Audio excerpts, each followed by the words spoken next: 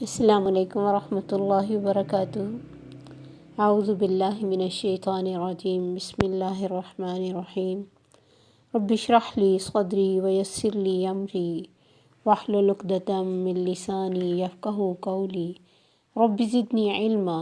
اللہم فقہنا فی الدین۔ آج کا لیسن 188 سے 190 تک ہے۔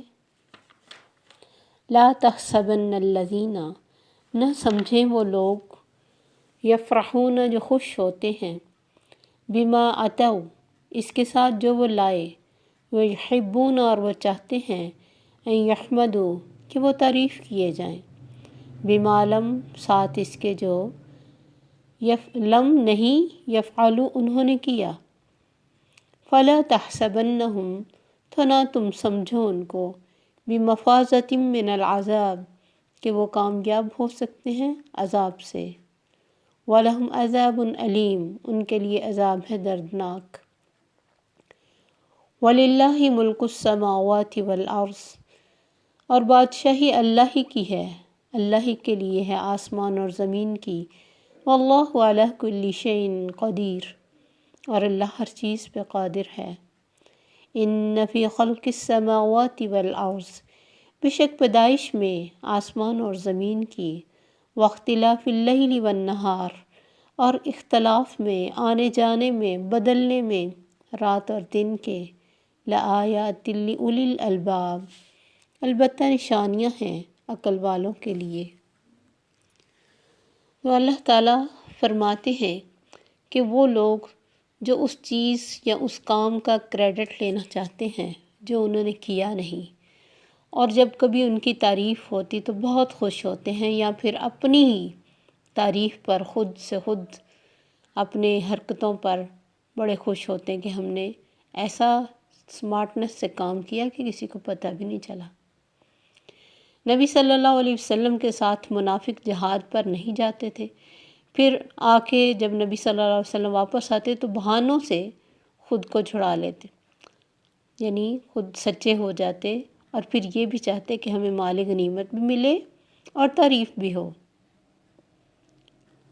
اس طرح اور بھی کچھ لوگ تھے، نبی صلی اللہ علیہ وسلم نے جن کو بلایا یہودیوں میں سے، ان سے دین کی کوئی بات پوچھی، انہوں نے حق کو چھپا دیا اور غلط بات بتا دی، پھر یہ سمجھے کہ ہم نے تو کمال کر دیا، آپ کے نزدیک قابل تعریف ٹھہرے، یعنی آپ کو بتا بھی دیا اور صحیح بات بتائی بھی نہیں۔ یہ حضرت ابن عباس روایت کرتے ہیں اس بات کو، اور بخاری کی حدیث ہے۔ تو اللہ نے فرمایا جو بڑے خوش ہوتے ہیں نا اس طرح کے کام کر کے، اور وہ کریڈٹ لینا چاہتے جو انہوں نے کیا نہیں۔ اب یہ چیز اگر ہم اپنے آپ پر لیں تو دنیا کی کوئی بھی خوبی جو ہم میں نہیں ہے اتنی، مثلاً بہت زیادہ اپنے آپ کو یہ سمجھنا کہ میں بہت اچھا پکا سکتی ہوں، بہت اچھا گھر سنبھال سکتی ہوں، بہت اچھا مینیج کر سکتی ہوں، اور میرے بچوں کی تربیت میں نے بہت اچھی کی ہے، ٹھیک ہے، یا پھر جھوٹی سندیں لے کر لوگ، آپ دیکھیں کہ جب یہ سیاست کے لیے BA کی ہوئی تھی تو کتنے لوگوں نے جھوٹی سندیں تیار کروا لی، جھوٹی ڈگریاں، ایوارڈز، اور بعض دفعہ اتنا انسان کے پاس علم نہیں ہوتا جتنے بڑے بڑے ناموں سے اس کو سٹیج پر بلایا جاتا، مفتی اعظم اور مفکر اعظم اور پتہ نہیں کیا کچھ کہا جاتا ہے، اور وہ خوش ہوتے ہیں کہ بہت ہماری تعریف ہو رہی، کیونکہ آپ یہ دیکھیں کہ جو نیک انسان ہوتا ہے نا، جس کا اللہ سے تعلق ہوتا ہے، وہ دنیا سے کبھی واہ واہ نہیں چاہتا، لیکن جو دوسرے لوگ ہوتے ہیں وہ کبھی آپ ان کے دروس کو سنیں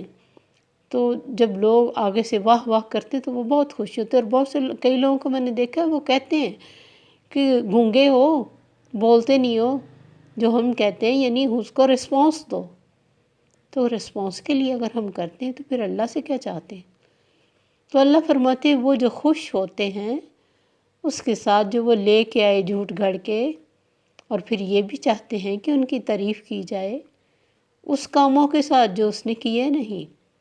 تو اپنے آپ کو عذاب سے بچنے والا نہ سمجھیں،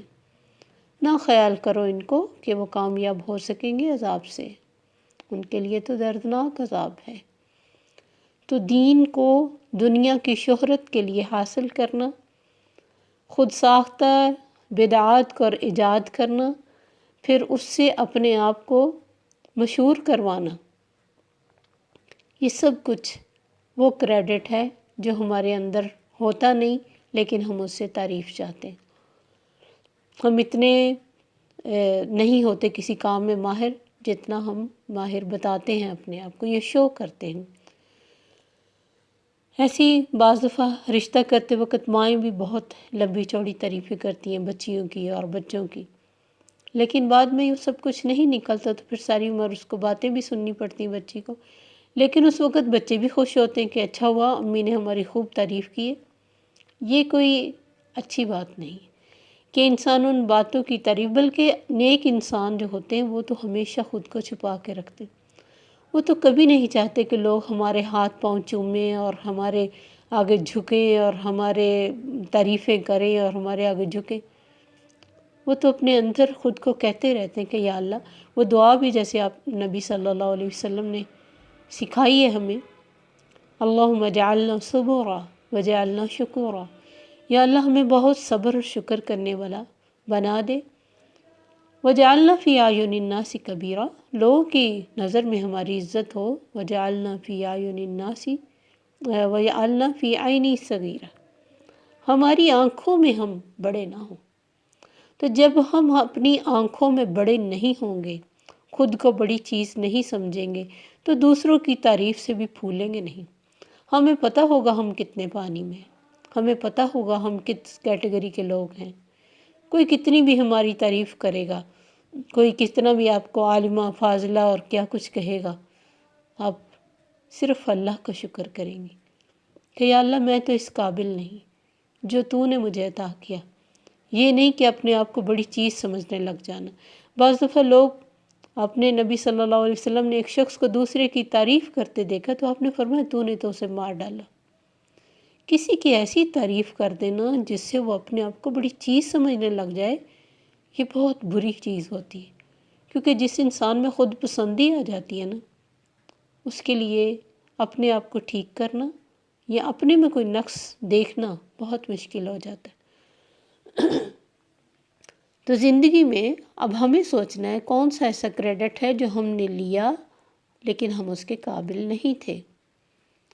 یہ اب ہر انسان اپنے لیول پہ خود کو دیکھ سکتا ہے، اور اگر کوئی کریڈٹ اللہ نے بغیر مانگے آپ کو دے دیا ہے، آپ اس کے اہل نہیں ہیں، تو آپ کہہ سکتے ہیں کہ پلیز میری ایسی تعریف نہ کریں، میں تو ایک عام انسان ہوں۔ یا پھر اللہ سے دعا کریں کہ یا اللہ، جو تعریف میری کی گئی میں اسے چاہا نہیں، کیونکہ بعض دفعہ مومن کو تعریف دنیا سے ملتی ہے، اگر وہ مومن ہے، اللہ پر ایمان رکھتا ہے اور اسے دنیا سے تعریف ملتی ہے، تو آپ نے فرمایا یہ ھذا بشری عاجلہ، یہ جلدی ملنے والی خوشخبری ہے جو مومن کو ملتی ہے، کہ وہ کسی سے تعریف یا پیسہ یا کچھ نہیں چاہتا، لیکن اللہ اسے دلوا دیتا ہے، تو یہ کچھ برا نہیں اگر اس کی اپنی خواہش نہ ہو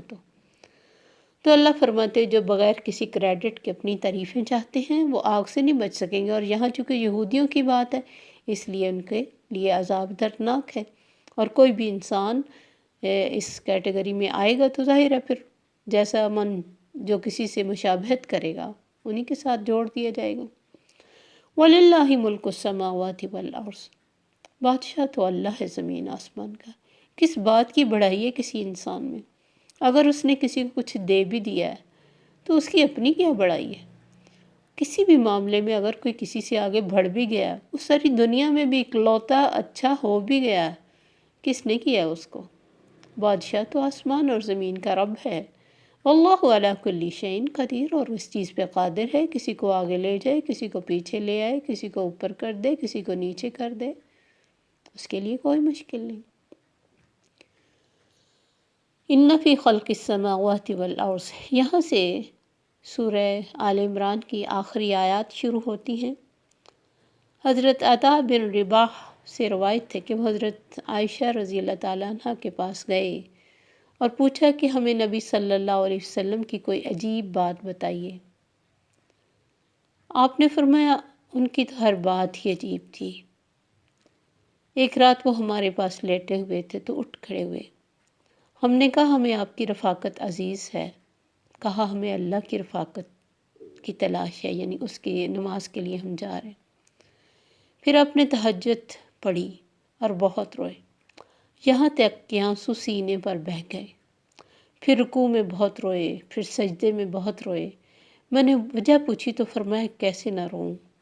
اللہ نے آج مجھ پر یہ آیات اتاری ہیں جن پر غور و فکر نہ کرنے والے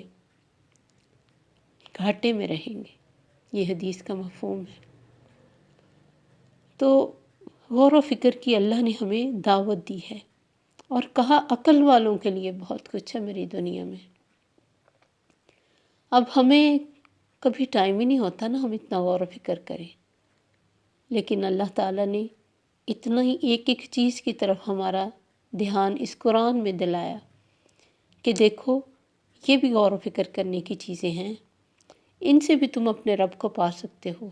حدیث میں آتا ہے کہ ایک لمحے کا غور و فکر رات بھر کے قیام سے بہتر ہے. حضرت بشر حافی فرماتے کہ اگر اللہ کی عظمت پر غور کرتے لوگ تو نافرمانی نہ کر سکتے تھے. جو انسان اللہ کی اس کائنات میں غور و فکر کرتا ہے، کسی بھی چیز کے فنکشنز کو دیکھتا ہے، اس کے اندر اللہ کی محبت، ہیبت بڑھتی جاتی ہے. تو اللہ فرماتے زمین آسمان کی پیدائش میں، رات اور دن کی آنے جانے میں لآیات، نشانیاں ہیں، لیکن لأولی الالباب، عقل والوں کے لیے. عقل والے کون سے ہیں؟ یہ کل کے لیسن میں ہمیں اللہ بتائیں گے ان کی کچھ نشانیاں. اور اللہ سے دعا ہے کہ اللہ ہمیں ان میں شامل کرے، ہم بھی اللہ کی اس کائنات میں غور و فکر کریں. اور وہ جو باتیں بنی ہوئی ہیں بگ بینگ کی کہ یہ کائنات خود ہی سے بن گئی، ایسے ایک دھماکہ ہوا، کچھ ٹوٹا اور بن گیا، پھر خود ہی خود آگے سے آگے یہ چلتی گئی، یہ سب باتیں ہیں. کیونکہ کوئی بھی حادثہ جو ہوتا ہے وہ مسلسل نہیں ہوتا ہے، وہ ایک وقتی طور پہ ہوا، ٹھیک ہے، کچھ ٹوٹ گیا، کچھ بن گیا، لیکن روز اتنے ڈسپلن سے سارے کام ہو جانا، روز اتنے ڈسپلن سے دن کا آنا اور رات کا چلے جانا، اور کائنات کی ہر چیز کا نہایت خوبی کے ساتھ اپنا اپنا کام کرنا، یہ کس طرح ہو سکتا ہے کہ یہ ایک حادثہ ہو اور اس کے پیچھے ایک مضبوط ہستی نہ ہو؟ کوئی تو ہے جو نظام ہستی چلا رہا ہے، وہی خدا ہے. السلام علیکم ورحمۃ اللہ وبرکاتہ.